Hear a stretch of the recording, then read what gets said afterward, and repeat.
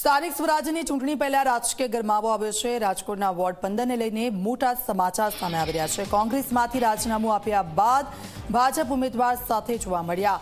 પ્રવીણ સોરાણી અને તેમના પત્ની ભાજપના ઉમેદવાર સાથે દેખાયા। ભાજપનો પ્રચાર કરતા દેખાયા સોરાણી દંપતી। ટિકિટ ન મળતા કોંગ્રેસમાંથી તેમણે રાજીનામું આપી દીધું હતું।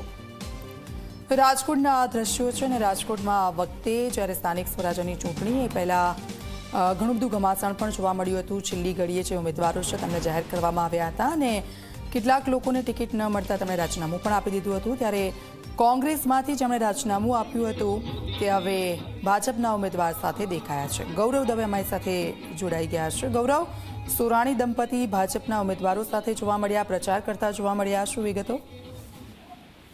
ચોક્કસ જ રાજકોટના વોર્ડ નંબર 15 ની લઈને મોટા સમાચાર છે તે સામે આવી રહ્યા છે। કોંગ્રેસમાંથી રાજીનામું આપ્યા બાદ પ્રવીણભાઈ સોરાણી અને તેમના પત્ની ભાનુબેન સોરાણી છે કે તે ભાજપના ઉમેદવારો સાથે જોવા મળ્યા છે। ભાજપમાં ઉમેદવારોનું સ્વાગત છે તેઓ હાર પહેરી અને કરાવતા હોય તે પ્રકારના વિડીયો છે તે સામે આવ્યા છે। પ્રવીણ સોરાણી છે તે કોળી સમાજના આગેવાન છે અને આ વિસ્તારમાં પૂર્વ કોર્પોરેટર પણ છે।